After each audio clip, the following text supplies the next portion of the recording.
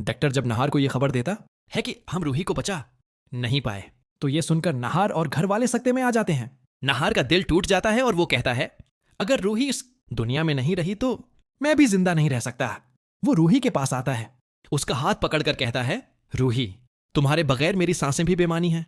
अगर तुम नहीं रहे तो मैं क्यों जीऊं? ये कहकर नहार खुद पर चाकू से वार करने की कोशिश करता है, मगर घर वाले फौरन उसे पकड़ लेते हैं। नहार चीखता है, मुझे छोड़ दो, मैं रूही के पास जाना चाहता हूं।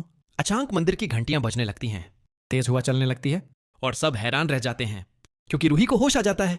नहार खुशी से बेकाबू होकर कहता है, रूही, मुझे पता था तुम मुझे कभी नहीं छोड़ोगी। रूही कमजोर मुस्कुराहट के साथ जवाब देती है, नहार जी, मैं आपको छोड़कर कभी नहीं जाऊंगी, चाहे कुछ भी हो जाए। ये मंजर देखकर दादी के चेहरे पर गुस्से की लहर दौड़ जाती है।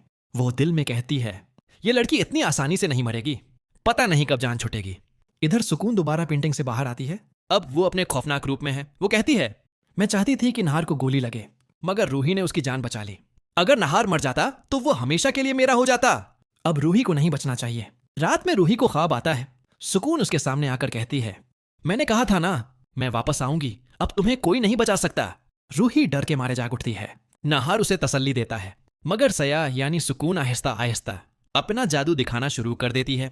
कभी आईना खुद ब खुद टूट जाता है, कभी दिया बुझ जाता है। रूही ये सब देखकर खौफजदा हो जाती है और नहार से कहती है, मगर नहार उसे वहम समझता है। रूही सोचती है, अगर ये सिया वाकई सुकून है तो अब मुझे उसका सच सबके सामने लाना होगा।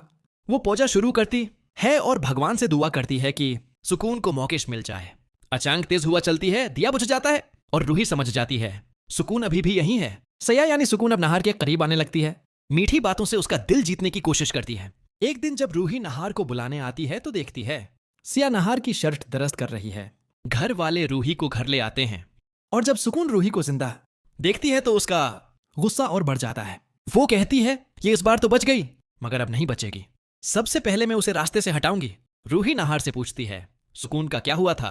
नहार कहता है, पता नहीं, वो वहां से गायब हो गई थी, शायद हमेशा के लिए चली गई हो। मगर रूही के दिल में अब भी खौफ बैठा है। वो सोचती है, मुझे ऐसा क्यों लग रहा है कि वो अभी भी यहीं है, मुझे उसे मौकेश दिलाना होगा। रात को दादी के कमरे में अचानक सुकून की रूह आती है। दादी घबरा कर कहती है, सुकून, तुम अभी भी यहीं हो? मुझे तो लगा तुम चली गई हो। सुकून कहती है, मैं नहार को लिए बगैर कहीं नहीं जाऊंगी, मुझे तुम्हारी मदद चाहिए। मैं नया रूप लेकर वापस आना चाहती हूं ताकि कोई मुझे पहचान न सके। दादी पूछती है, उसमें मेरा क्या फायदा है? सुकून जवाब देती है, मैं रूही को हमेशा के लिए तुम्हारे रास्ते से हटा दूंगी। यह सुनकर दादी खुश हो जाती है और उसकी मदद करने पर राजी हो जाती है। रात के सन्नाटे में दादी पुरानी पेंटिंग से वो राख निकालती है जिसमें सुकून की ताकत बंद होती है। जैसे ही वो राख सुकून की रूह के गर्द घूमती है, वहां एक नई लड़की का रूप बनता है, बहुत हुसैन मगर आंखों में खतरनाक चमक के साथ। दादी मुस्कुराकर कहती है, अब कोई तुम्हें पहचान नहीं पाएगा।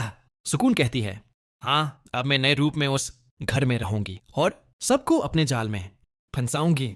अगली सुबह नहार और रूही नीचे आते हैं तो वो नई लड़की सबके लिए नाश्ता बना रही होती है। दादी मुस्कुराकर कहती है, ये हमारी दौर की रिश्तेदार है, इसका नाम सया है।